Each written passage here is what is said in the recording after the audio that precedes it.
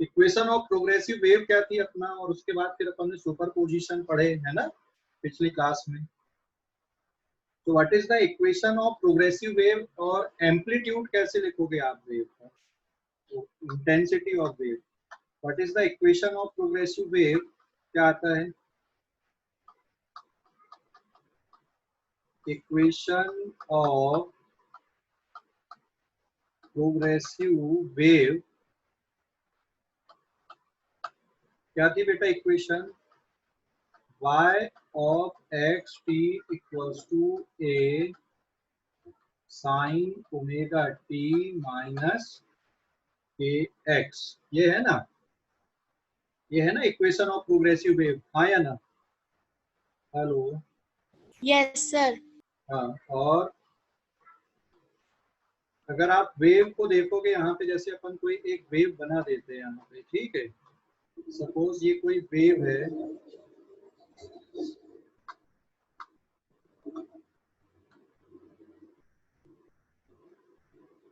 ये कोई वेव अपन ने बनाया यहाँ पे,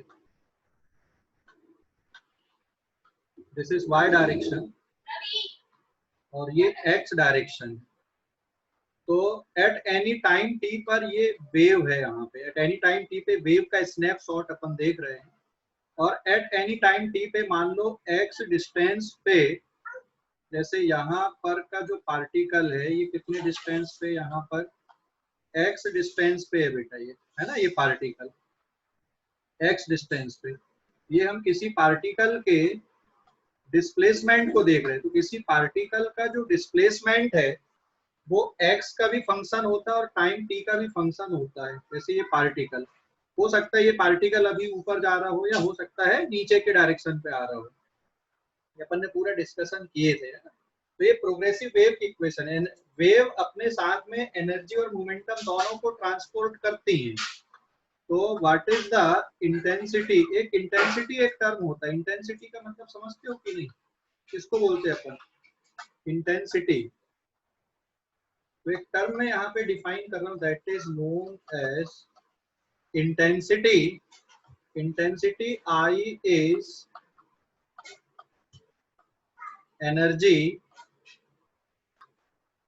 energy crossing per unit area per unit time, per unit area per unit time, इसको क्या बोला जाता है, इंटेंसिटी बोला जाता है। समझ गए, इंटेंसिटी क्या है, it is the energy crossing per unit area per unit time. जैसे डेंसिटी एक टर्म होता है ना, मास अपॉन वॉल्यूम, तो वैसे एक इंटेंसिटी टर्म है यहाँ पे, but not equals to density, but वैसा आप समझ लो कि कितनी एनर्जी पर यूनिट एरिया से कैसे क्रॉस हो रही है। तो what is intensity, intensity is energy crossing per unit area per unit time, energy crossing per unit area into पर यूनिट टाइम, इसको क्या बोलते हैं अपन, इंटेंसिटी बोलते हैं इसको, ठीक है, this is known as intensity. So energy crossing per unit area per unit time, this term is known as intensity। अभी बात समझ में आई, इंटेंसिटी किसको बोल रहे हैं अपन, है ना। इसकी ऐसा यूनिट Yes. क्या होगी, जूल पर मीटर स्क्वायर पर सेकंड, ठीक है, जूल पर मीटर स्क्वायर पर सेकंड। लेकिन जूल पर सेकंड किसके बराबर होता है, वाट के। तो वाट पर मीटर स्क्वायर भी आप इसको बोल सकते हो, इसकी जो यूनिट है that is also equals to watt per metre square. और आप इसका डायमेंशनल फार्मूला अगर लिखना है आपको कि भाई डायमेंशनल फार्मूला क्या आएगा इंटेंसिटी का, what is the dimensional formula इसका, डायमेंशनल फार्मूला, ठीक है, इंटेंसिटी का, एनर्जी का dimensional formula m to the power 1 l to the power 2 t to the power -2, और एरिया का डायमेंशनल फार्मूला l स्क्वायर, और टाइम का डायमेंशनल फार्मूला हो गया t।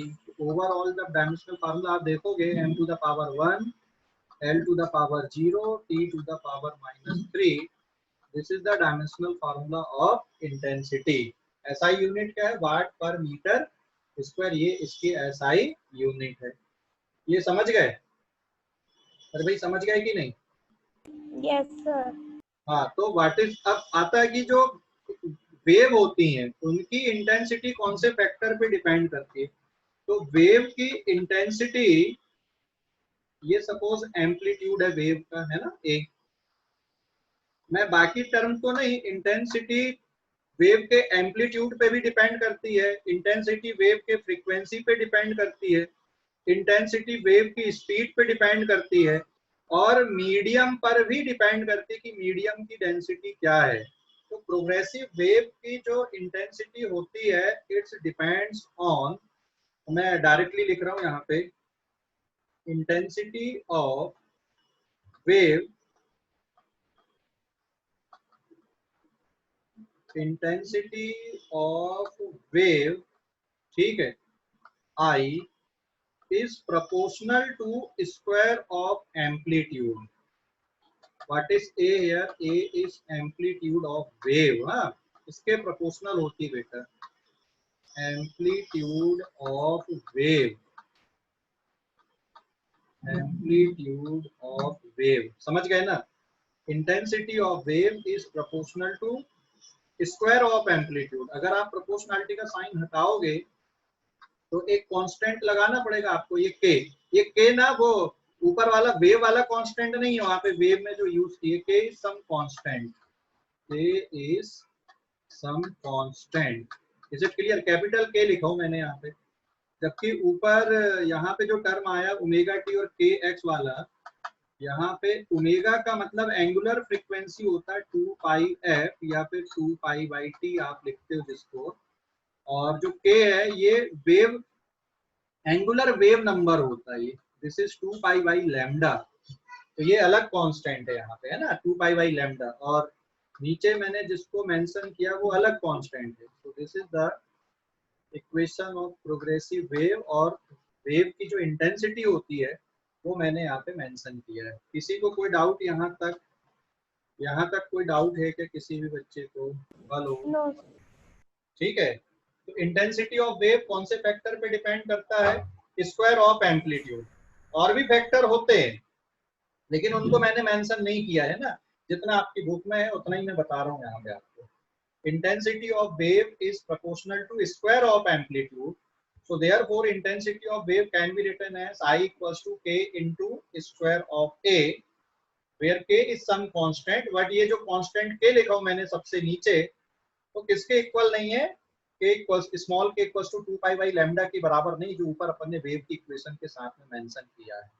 बात समझ गए? तो व्हाट इज इंटेंसिटी?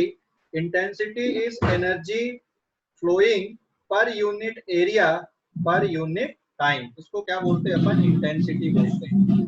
मतलब किसी क्रॉस सेक्शन से कितनी एनर्जी पर यूनिट टाइम में क्रॉस हो रही है, तो that is called the intensity.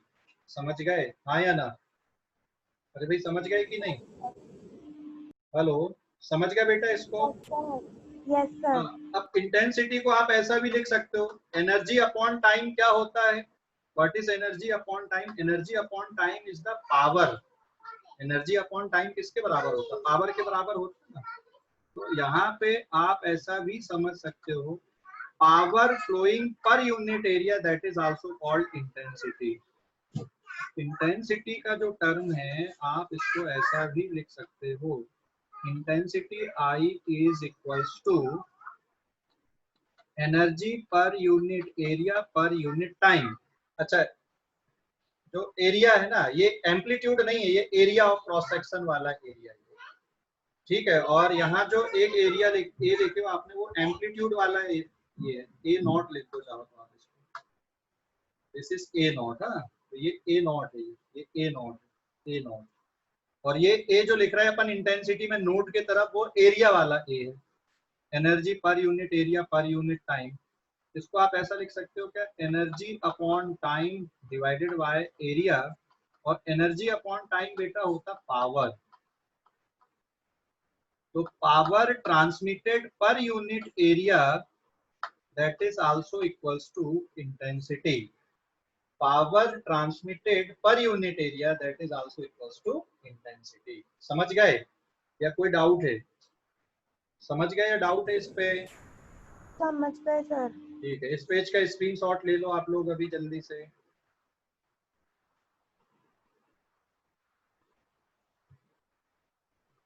Screenshot ले लो इस पेज का। ले लिए। नेक्स्ट फिर अब पेज नंबर 2।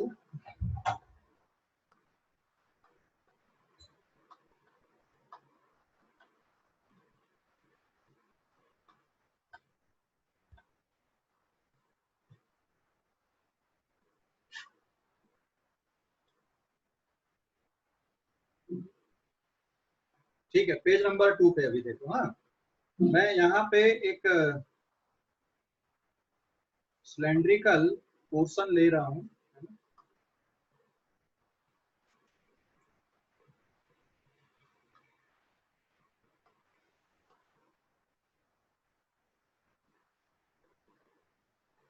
ये जैसे अपन ने एक सिलेंड्रिकल पोर्शन कंसीडर किए।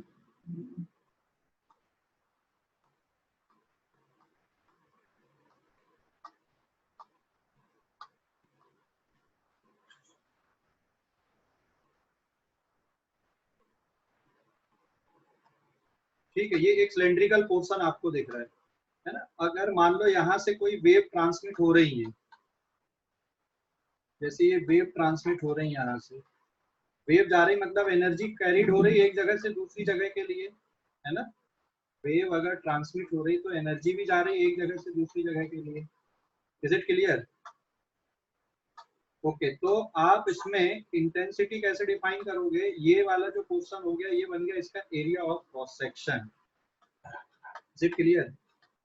ये बन गया यहाँ पे इसका area of cross section. Area of cross section को मैं कुछ लिख दे रहा हूँ, कोई वैल्यू दे दे रहा हूँ। दिस इज, ये एक एग्जांपल से अपन समझते हैं इंटेंसिटी को। This is area of cross section. ये एरिया ऑफ क्रॉस सेक्शन है। मान लो बेटा यहाँ पे इस डायरेक्शन में जो पावर ट्रांसमिट हो रहा है that is equals to 100 watt. 100 watt का पावर ट्रांसमिट हो रहा है and area of cross section यहाँ पे दिया हुआ है that is equals to 4 metre square इसका एरिया ऑफ क्रॉस सेक्शन है। So what is the intensity here? What is the intensity? Intensity किसके इक्वल आएगी? यहाँ पे पावर कितना ट्रांसमिट हो रहा है? 100 वाट का। So therefore intensity will be given by, कितनी आएगी यहाँ पे intensity? Intensity I equals to क्या लिख सकते हो आप? Power transmitted per unit area. बात समझ में आई?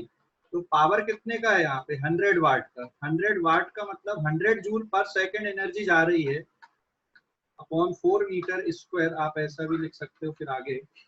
100 वाट का मतलब 100 जूल पर सेकेंड, मतलब एक सेकेंड में इस क्रॉस सेक्शन से 100 जूल एनर्जी क्रॉस हो रही है। तो फिर यहाँ पे इंटेंसिटी कितनी है? तो आप इंटेंसिटी की वैल्यू देखोगे that comes out to be 25 watt per metre square is the intensity. बात समझ में आई कि नहीं? हेलो, अरे भाई बात समझ में आ गई? हाँ, कोई डाउट यहाँ पे? समझ गया? समझ गया ना सभी? तो ये इंटेंसिटी है बेटा यहाँ पे। मतलब अगर 100 वाट का पावर 4 मीटर स्क्वायर के क्रॉस सेक्शन से क्रॉस हो रहा है, एनर्जी ट्रांसमिट हो रही है, तो यहाँ पे इंटेंसिटी कितनी है? That is equals to 25 watt per metre square की इंटेंसिटी है। ठीक है, अब अपन ने क्या पढ़ा है? फॉर वेव के लिए, और वेव मोशन के लिए जो इंटेंसिटी है that is equals to capital K into square of amplitude. ये स्क्वायर ऑफ एम्पलीट्यूड है, ये है ना। इंटेंसिटी पता चल गई आपको। अगर वेव की इंटेंसिटी पता, सॉरी एम्पलीट्यूड पता हो, if amplitude of wave, if amplitude of wave, ठीक है, अगर मान लो एम्पलीट्यूड ऑफ वेव कितना है यहाँ पे 5 सेंटीमीटर है, देन फाइंड कैपिटल के। कैपिटल के कांस्टेंट आपको निकालना है। कैपिटल के कांस्टेंट मतलब इंटेंसिटी के साथ में जो कांस्टेंट आता है ना, इसकी वैल्यू फाइंड आउट करनी है। तो आप निकाल सकते हो यहाँ पे किसके बराबर हो गया 25 वाट पर मीटर स्क्वायर। अरे भाई समझ गए, कांस्टेंट के हमें नहीं पता, व्हाट इज एम्पलीट्यूड 5 सेंटीमीटर, तो 5/100 मीटर का होल स्क्वायर। अभी आगे आप सॉल्व कर दो इसको, तो जो कांस्टेंट के है वो निकल के आ जाएगा कि यहाँ पे कांस्टेंट के जो लगता है वेव मोशन पे, that is equal to 25 watt per metre square divided bye कितना आएगा 5/100 मीटर का होल स्क्वायर। तो ओवरऑल जब आप इसको सिंप्लीफाई करोगे तो 25 से 25 कैंसिल, 10 टू द पावर 4 ऊपर चला जाएगा, वाट पर मीटर की पावर 4 क्या आ गया यहाँ पे, कांस्टेंट की वैल्यू आ गई। अभी समझा या नहीं समझा? हेलो, अरे भाई समझ गए कि नहीं? Yes, sir. हाँ, ले लो अभी इस पेज का स्क्रीनशॉट ले लो बेटा जल्दी से। ले लिए? Yes, इस पेज sir. का स्क्रीनशॉट ले लिए, ठीक है। पेज नंबर 3 पे आते हैं। इंटेंसिटी समझ गए? किसी को कोई डाउट अभी इंटेंसिटी को लेके है? इंटेंसिटी को लेके कोई डाउट है क्या? पेज नंबर 3 पे आते हैं अपन। हाँ,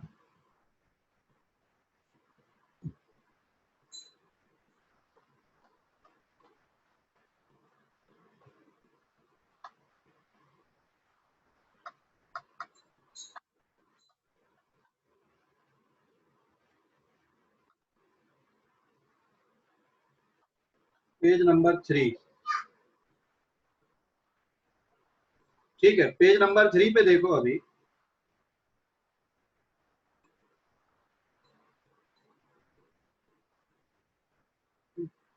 पेज नंबर 3 पे आएगा। अगर मान लो दो वेव दी हुई, उनकी इंटेंसिटी का रेशियो आपको चेक करना, तो कैसे आएगा?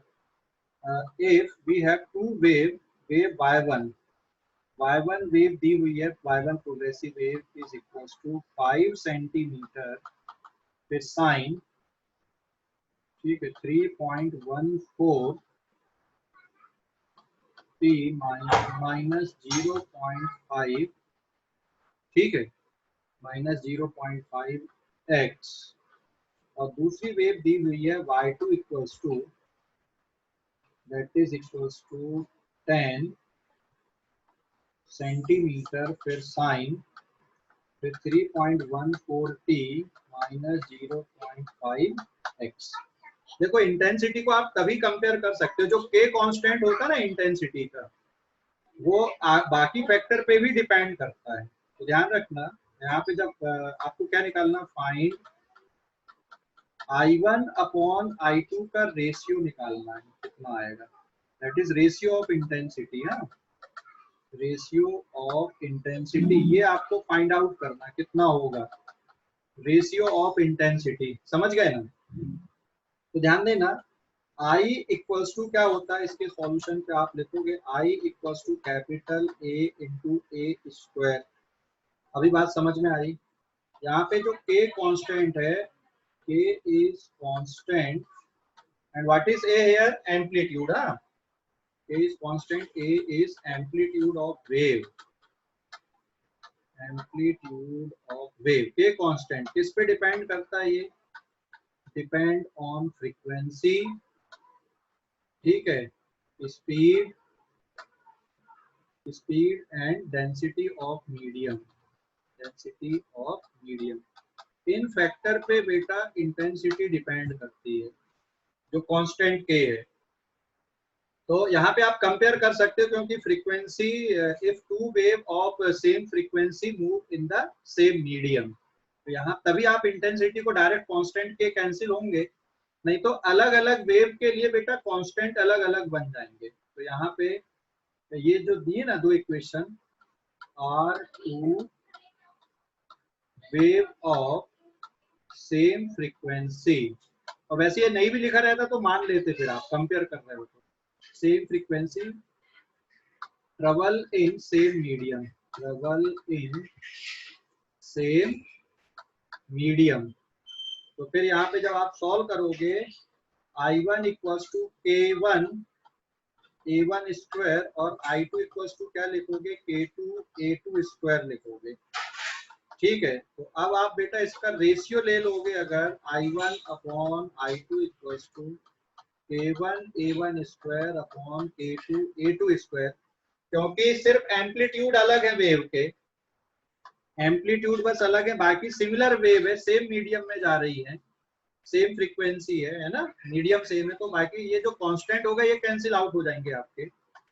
और आपका A1 और A2 कितना हो गया यहाँ पे, 5 सेंटीमीटर का whole square divided by 10 centimetre का whole square, that is equals to कितना बचेगा, 25 अपॉन 100, आंसर इज 1/4। K1 और K2 क्यों कैंसिल आउट हो गए, K1 और K2 क्योंकि जो कांस्टेंट है वो फ्रीक्वेंसी, स्पीड और डेंसिटी पे डिपेंड करता है, और वेव की फ्रीक्वेंसी सेम है ना, और स्पीड भी सेम है, सेम मीडियम में वेव ट्रेवल हो रही है, तो सिमिलर टाइप की वेव है, इसलिए कांस्टेंट K1 और K2 क्या हो गया यहाँ पर, कैंसिल आउट हो गया। बात समझ गए या नहीं, कि डाउट है अभी इस पे? हेलो, अरे समझ समझ गए, गए डाउट सर, है?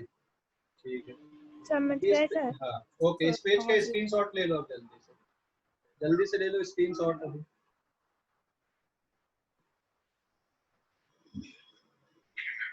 ले लिए? Yes sir. पेज नंबर 4 पे आते बेटा।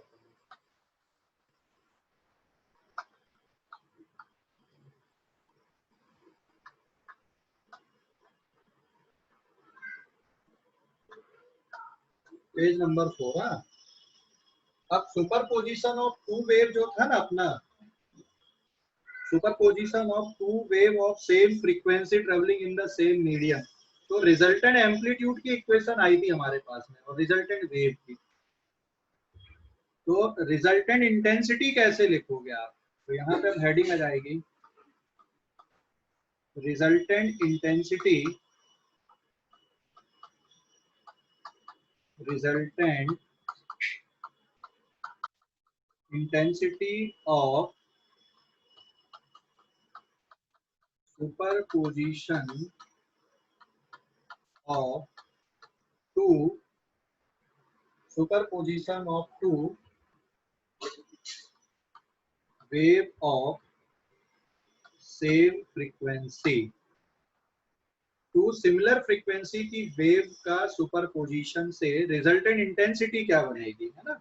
जैसे मान लो आपके पास दो सोर्स हैं, एक सोर्स है S1, एक सोर्स ये है S2, तो you have two source which generating the wave of same frequency, और ये दो वेव कहाँ पे पहुंच रही है, P पॉइंट पे पहुंच रही है सिमिलरली। ठीक है, तो एक से वेव आई y1, एक से वेव आई y2, और आपके पास जो इक्वेशन होती है इसकी वेव y1 और y2 के लिए, पूरे डिस्कशन के लिए ऑलरेडी किया हुआ था अपन ने, है ना।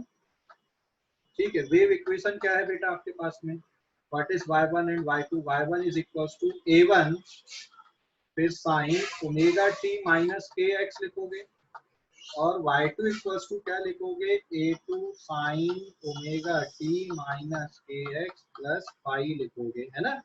नाउ एट p पे पहुंच के जो फेज डिफरेंस क्रिएट हो रहा है वो पाई का है, मतलब p पर जो डिस्प्लेसमेंट है पार्टिकल का, p पर पहुंचने पे दोनों वेव के कारण, वो इक्वेशन मैंने यहाँ पे मेंशन किया, और इसके कारण जो रिजल्टेंट वेव है या रिजल्टेंट डिस्प्लेसमेंट है p पॉइंट पे, तो now at p resultant displacement will be y1 plus y2 आप लिखोगे, ठीक है, और y का आंसर आता a साइन, फिर आप लिखते omega T minus K X plus delta, याद आए कि नहीं, रिजल्टेंट वेव के लिए, और a की वैल्यू किसके बराबर होती है, that is given by under root a1 square plus a2 square, याद आया, plus 2a1 a2 cos phi, याद आए कि नहीं, हेलो, और नहीं आया तो फिर से देखो वहां पे cos फाई, ये फार्मूला हो गया रिजल्टेंट एम्पलीट्यूड का, so this is the resultant amplitude, और phi क्या है यहाँ पे, phi is phase difference between two wave at p, between two wave at p point पे, क्लियर हो गया? कोई डाउट अभी इस पे? अच्छा, दोनों वेव की इंटेंसिटी क्या आ जाएगी? So therefore intensity of both the wave, intensity of waves क्या लिखोगे? I1 is equals to capital K A1 square and I2 equals to क्या लिखोगे? Capital K into A2 square लिखोगे। कांस्टेंट दोनों के लिए सेम है क्योंकि सेम फ्रीक्वेंसी की वेव है और सेम मीडियम में जाके सुपर इम्पोज हो रही है, इसका मतलब वेव स्पीड भी सेम है और डेंसिटी भी सेम है, इसलिए दोनों वेव के जो कांस्टेंट है K1 और K2 वो सेम ही रहेंगे यहाँ पे। तो अब रिजल्टेंट इंटेंसिटी कैसे लिखोगे? Since intensity is proportional to square of amplitude, या फिर intensity equals to constant K into square of amplitude, तो I will be given by K और स्क्वायर ऑफ एम्पलीट्यूड कर दोगे बेटा तो फार्मूले में जाएगा A1 square plus A2 square plus 2A1 A2 cos phi. ठीक है, ये इतना टर्म आ गया आपके पास में सॉल्व करने पे। A1 A2 into cos five, ये टर्म आ गया आपका। अब आप K का अंदर मल्टीप्लाई करते जाओ।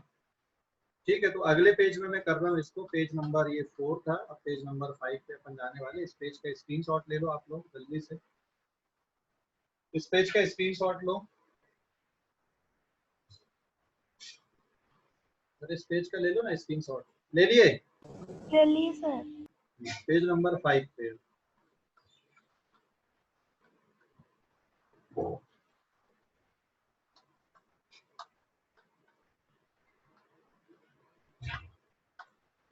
देखो, पेज नंबर 5 पे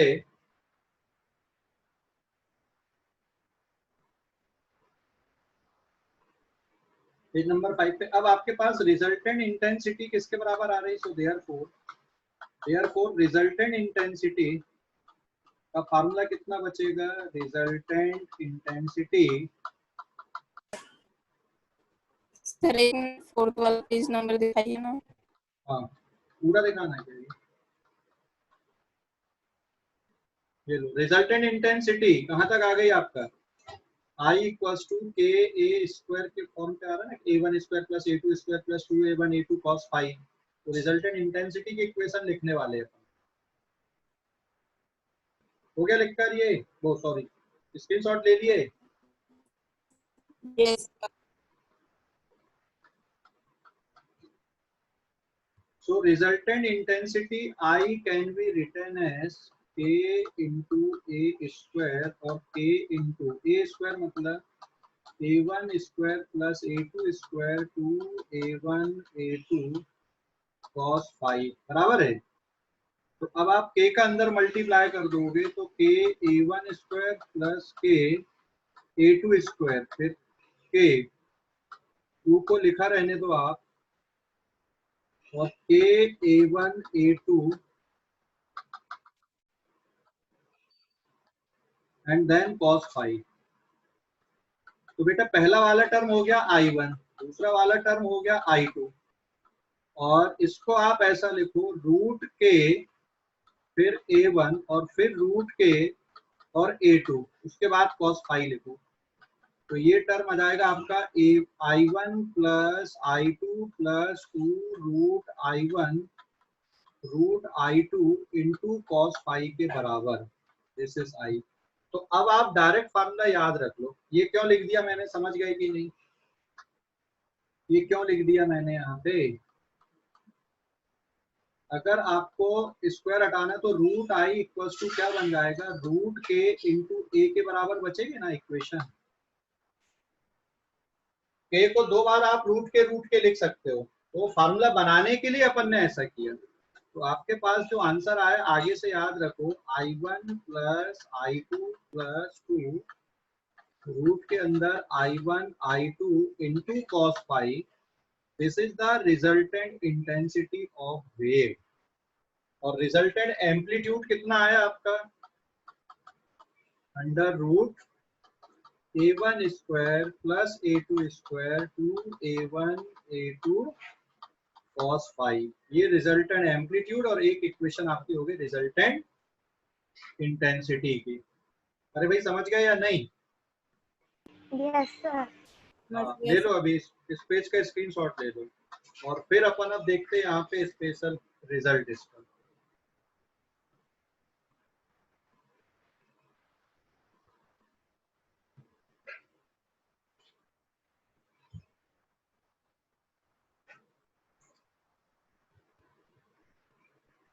ठीक है, पेज नंबर 6 पे आते बेटा अपन अब ना, पेज नंबर 6 पे।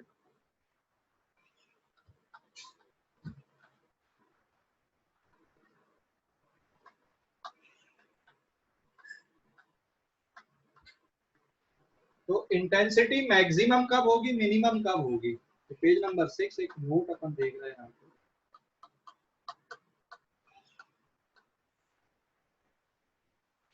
सुपरपोजिशन के कारण maximum intensity and maximum amplitude क्या हो कब होगा? अगर मान लो फेज डिफरेंस 0 है और यहाँ पे फेज डिफरेंस कितने का 180 का फेज डिफरेंस है ना। फेज डिफरेंस अगर 0 है तो amplitude becomes maximum. Resultant note किसके लिए पढ़ रहे हैं अपन? रिजल्टेंट वेव के लिए पढ़ रहे हैं, रिजल्टेंट वेव के लिए। एम्पलीट्यूड क्या रहेगा? मैक्सिमम रहेगा। और इंटेंसिटी भी क्या होगी? मैक्सिमम होगी सुपरपोजिशन के कारण।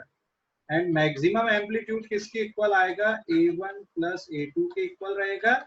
और मैक्सिमम इंटेंसिटी किसके बराबर आएगी यहाँ पर? Maximum intensity will B I1 plus I2 plus 2√I1 और I2। क्यों होगा? क्योंकि cos 0 की वैल्यू क्या होती? 1 होती है। सिमिलरली अगर फेज डिफरेंस पाई का है तो फिर cos पाई की वैल्यू होती -1। इस केस में amplitude becomes minimum and minimum amplitude is mod of A1 minus A2 and intensity of wave, resultant intensity of wave also becomes minimum. इसको जब आप सॉल्व करोगे तो ये आंसर आएगा I1 plus I2 -2√I1 I2। ऊपर के फार्मूले में आप वैल्यू पुट करके देखो। ठीक है, आपके पास एम्पलीट्यूड का फार्मूला है √A1 square plus A2 square plus 2A1 A2 into cos five. और बेटा इंटेंसिटी का फार्मूला है I1 plus I2 plus 2√I1 I2 cos five. अभी समझ गए कि नहीं? तो ये जो कंडीशन आई यहाँ पे, इसमें आपको मैक्सिमम एम्पलीट्यूड भी मिलेगा और इंटेंसिटी भी मैक्सिमम मिलेगी, है ना। Maximum amplitude maximum intensity obtain, दोनों मैक्सिमम मिलेंगे यहाँ पे। समझ गए कि नहीं बात को? और पहले वाले केस में मिनिमम एम्पलीट्यूड होगा रिजल्टेंट का एंड रिजल्टेंट की इंटेंसिटी भी क्या होगी? मिनिमम हो जाएगी। बाकी इसी के बीच के केस रहेंगे फिर। क्लियर हो गया या नहीं? हेलो, क्लियर हो गया या नहीं कि कोई डाउट बचा है अभी? क्लियर हो गया ये? मैक्सिमम इंटेंसिटी और मिनिमम इंटेंसिटी कब मिलेंगी? रिजल्टेंट वेव की, है ना। समझ गए? हेलो, अरे भाई समझ गए? अगर फेज डिफरेंस 0 का है तो मैक्सिमम इंटेंसिटी, फेज डिफरेंस अगर 180 का तो minimum intensity and minimum amplitude. इस पेज का स्क्रीनशॉट ले लो अभी जल्दी से। इस पेज का स्क्रीनशॉट ले लो। ले लिए? ले लिए सर। पेज नंबर 7 देखो अभी।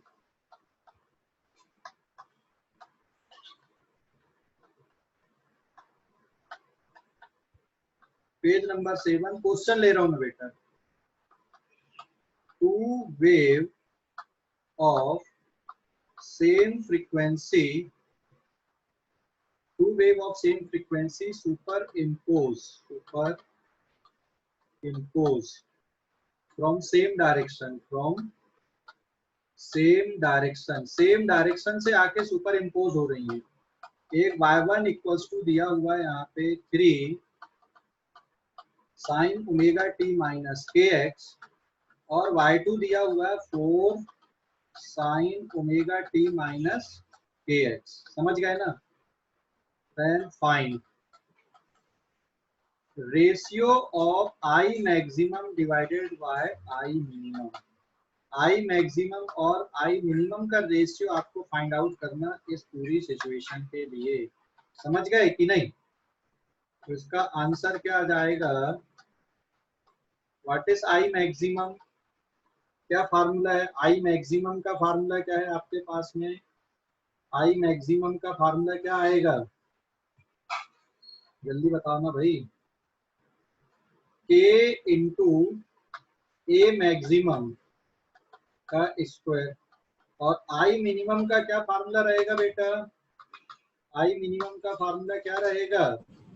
K into A minimum square. बस K इंटू A मिनिमम का स्क्वायर। तो अब आप इन दोनों को ना एक दूसरे से डिवाइड कर दो। तो I maximum upon I minimum, क्योंकि अलग अलग इंटेंसिटी नहीं दी है ना, ऐसा वो तो कांस्टेंट के टर्म पे लिखना पड़ेगा। और A मैक्सिमम मतलब आ जाएगा A1 प्लस A2 का होल स्क्वायर और A मिनिमम मतलब क्या होता है? A1 माइनस A2 का होल स्क्वायर। अभी समझ गए? अब वैल्यू पुट कर दो। अरे भाई समझ गए कि नहीं? तो 3 प्लस 4 का whole square divided by, unit conversion की भी जरूरत नहीं है क्योंकि रेशियो ले रहे हैं आप और रेशियो कैंसिल आउट हो जाता है। तो 3 4 7 हो जाएगा ना, 4 4 जा 7 7 जा 49 डिवाइडेड बाय माइनस 1 का स्क्वायर, तो फिर से 1 आ जाएगा। तो 49 अपॉन 1 रेशियो आ गया मैक्सिमम और मिनिमम इंटेंसिटी का। समझ गए? हेलो, अरे भाई समझ गए या नहीं? जल्दी बताओ। Yes, sir. समझ गए गए? सर। हाँ, ले लो अभी इस पेज का स्क्रीनशॉट ले लो।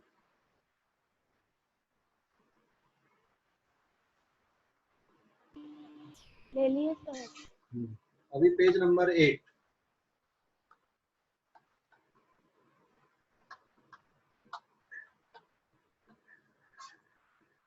Page number 8। अभी क्वेश्चन देखो, एक और क्वेश्चन ऐसा दे दिया है यहाँ पे, if I maximum upon I minimum का रेशियो दिया हुआ है बेटा। हाँ, यहाँ पे I मैक्सिमम और I मिनिमम का 16:1 दिया हुआ है। 16:1। देन फाइंड, क्या निकालना आपको? रेशियो ऑफ एम्पलीट्यूड निकालना है। I मैक्सिमम और I मिनिमम का रेशियो दिया है आपको, A1 और A2 का रेशियो निकालना है। तो इसका सॉल्यूशन कैसे आएगा? I maximum divided by I minimum equals to क्या लिखोगे? A1 plus A2 divided by A1 minus A2 का होल स्क्वायर लिखोगे कि नहीं? और ये वैल्यू किसके बराबर है? 16:1। अब दोनों तरफ क्या कर दोगे? रूट लगा दोगे। तो आपके पास आंसर आएगा A1 plus A2 upon A1 minus A2 is equals to कितना बचेगा? 4:1 बचेगा। अब क्रॉस मल्टीप्लाई कर दो। तो A1 plus A2 is equals to 4 times A1 minus 4 times A2। अरे भाई समझ गए या नहीं? हेलो, समझ गए? Yes, sir. अभी और Yes, sir. सिंप्लीफाई कर दो। अब और सिंप्लीफाई कर दोगे तो A1 को राइट साइड में ले जाओ और A2 को लेफ्ट साइड में लाओ। तो A2 plus 4A2 is equals to 4A1 minus A1। तो सिंप्लीफाई करने पे हो जाएगा 5A2 is equals to 3A1। तो हमको चाहिए था A1 अपॉन A2, तो A1 upon A2 is equals to 5/3 आ गया आंसर। समझ गए? कोई डाउट? No, अरे भाई sir. कोई डाउट है? ले लो अभी इस पेज का भी स्क्रीनशॉट ले लो जल्दी से। ले लिए? इस पेज का स्क्रीनशॉट ले लिए क्या? Yes sir. Yes, sir. तो आज के लिए इतना ही। और आज की क्लास को कौन शेयर कर देना ग्रुप में? भार्गवी पूरे स्क्रीनशॉट लिए बेटा? भार्गवी? Yes sir. हाँ, तो ये तुम ग्रुप में शेयर कर यस देना सर। आज के। ठीक है। तो आज के लिए इतनी, बाकी अपन कल करेंगे। मैं वैसे ग्रुप में वीडियो भी डाल दूंगा, इसका अपलोड कर दूंगा, है ना। अभी